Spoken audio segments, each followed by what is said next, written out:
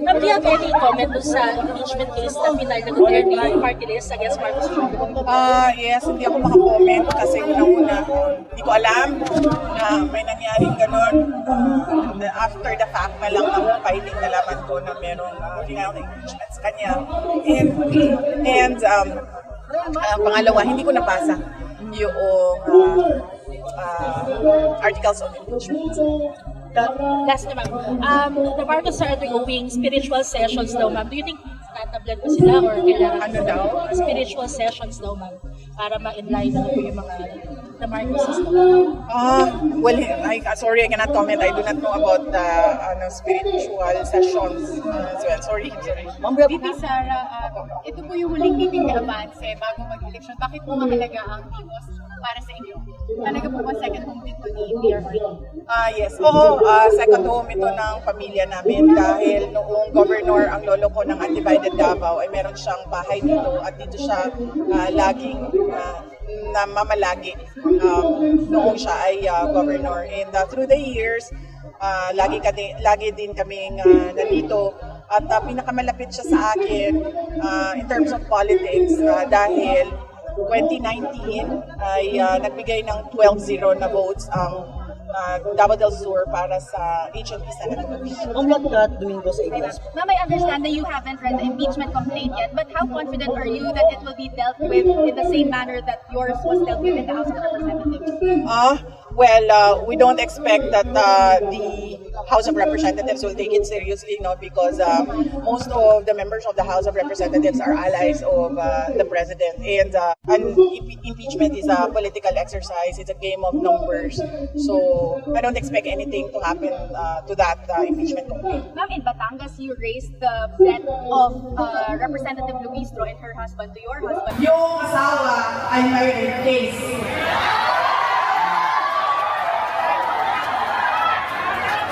Lumapit siya sa asawa ko.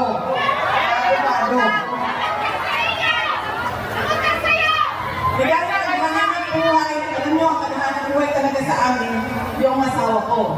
Dahil kadahanan ng buhay, sige, pagkapit natin ito. Tapos na ang kaso. Magbayad ka na ng 8 million. Ilang beses, siningil ay hindi na bayad. Ganyan ang klase ng tao na mali natin na napili. Tinatakbuhan ang utang. Do you intend to file a case for the non-payment of the debt? Well, that is something that my husband should decide on, and his office as well, because it's not entirely a debt to him, but to the law office with other lawyers and associates. What did TV5 rin? Hindi man isip ang iniisip ko na oras na magboto is between 7 a.m. kung kailan open na siya for regular voters, between 7 to 8 a.m. Radyo okay, ma'am? Why Duterte 10, ma'am, aside sa protection niyo for impeachment? Ano pa ang priority? Yes, ma'am. Never ko sinabi, ma'am, na the campaign for the senators sa Duterte 10 is for the impeachment. Because as I said earlier, the impeachment is a different matter altogether na natanggap ko na kung ano yung pwedeng kahatnan niya. Pwede akong magbigyan ng guilty verdict, pwede akong mabigyan ng acquittal, and okay na ako doon because para sa akin napakalaki na bagay na mahalal by 32.6 million votes as Vice President. Ang nabigay ko na explanation, ma'am, kanina kung narinig ninyo, unang-una, kailangan Diretso Duterte plus 2, Camille Villar and Ivy Marcos, kasi para alam na nila, isang grupo sila, hindi na sila mag-away-away nang dahil sa politika. Ang mag-aawayan na lang nila ay kung saan at paano ilagay ang mga proyekto, yung mga ganun ang pag-uusapan nila, yung serbisyo sa bayan. Pangalawa, kapag sobrang dami ng boto, block voting siya, straight voting siya, ay mahirap pabulin sa dagdag bawas sa dayaan sa computer. No? And then, pangatlo, ito yung mga senators na alam nila kung ano yung gusto ng bayan. Ang gusto ng bayan is ituloy ang nasimulan na pagbabago, yung tunay na pagbabago ni dating Pangulong Rodrigo Duterte. Confirm na? nasaan si Pulong? I expect to see him tomorrow kasi Mother's Day. Nung inimbita ko sila sa group chat, tumuo naman sila. So, nakakabak ko. Hindi ko lang alam kung nakauwi na siya sa Davao City or nasaan siya, pero nung nagbigay ako ng invitation for Mother's Day para sa mama ko, umuo siya. So,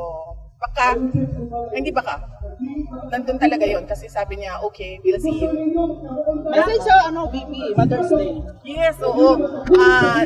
Ang laki ng pasalamat natin sa ating mga nanay, no? Ako lalo na dahil yung trabaho ko ay demanding siya and it takes 24 hours, 7 days a week para sa akin dahil ang schedule ko ay nagdedepende sa schedule ng mga tao.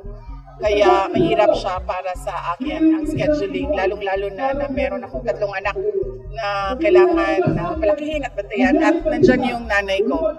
In fact, very recent example sa appreciation ko sa aking nanay ay itong campaign na ito. 3 weeks akong nagbiyahe, nag-caravan, nag-Duterte 10 caravan kami, Visayas to Mindanao to Luzon. Nandoon yung mother ko para magbantay sa youngest ko na anak. Dala-dala ko siya sa kampanya, yung youngest ko. And sumama din yung nanay ko para siya yung magbantay sa aking anak. Ma'am, yung Mother's Day plans nyo, will it be lunch and then will it be strictly Mother's Day lang or do you expect na ma-bring up yung controversy, yung video ni Congressman Pulong? Well, I do not know. I do not know what will be talked about tomorrow. Yung Mother's Day namin ay dinner siya tomorrow doon sa residence ng nanay namin. And I don't know what will be discussed. But kung ako lang pahuhulain kung ano yung i-discuss, I think the discussion will be about PRD in detention sa Hague. Okay, Charm Radio. Any representative? Yes, po.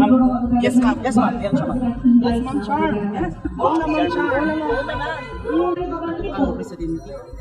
Yes, ma'am. Opo. Pareho, ma'am. No? In fact, my pillars are my parents.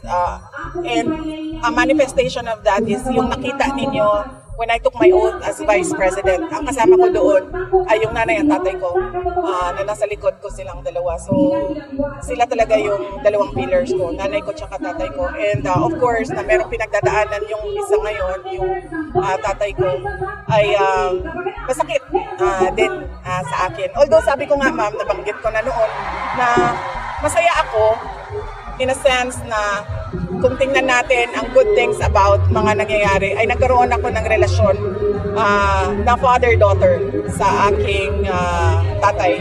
Dahil noon talaga ay wala talaga kaming, hindi kami nag-uusap, hindi kami nagkikita at all. Kahit nung siya ay Pangulo, mabilang mo lang kung ilang beses kami nagkita. Pero doon sa Hague, halos 2 weeks kami araw-araw na nagkikita. And that was the most in my entire lifetime na mahaba ang usapan, na peaceful ang usapan, walang nag-argue, walang nag-aaway. And masaya ako na gano'n. Na nandiyan pa rin naman siya. He's still a pillar. It's just that physically, malayo siya. And yun, meron na kaming father-daughter relationship. Yes. Sagkat muna tayo medyo kasi si VP. Last question. Ako po yung last question. VP Sara, hindi na po 2 hours kayo sa stage. Talagang napaka-hardworking nyo sa campaign trail. Did you feel pressure to fill your father's shoes ni former President Duterte? Kasi dati po, siya yung talagang nag-iipot din ng PDP laban. Well, yes. Dahil alam naman natin na yung elections natin is a election of memory, recall sa apelido. Laging kapag sikat yung apelido, yun talaga yung naaalala ng tao. And the challenge ko is that unknown yung mga candidates. So, nandun yung pressure ko na mabilisan, na makilala ng mga tao yung mga kandidato ng PDP. Pero nararamdaman niyo po yung support ng mga tao. Lagi po yung pag-aabot talaga. Yes, opo. Nararamdaman ko yung suporta nila sa mga senators. Kasi minsan nga, sila na diretso nagsasabi sa akin, straight tayo, straight tayo.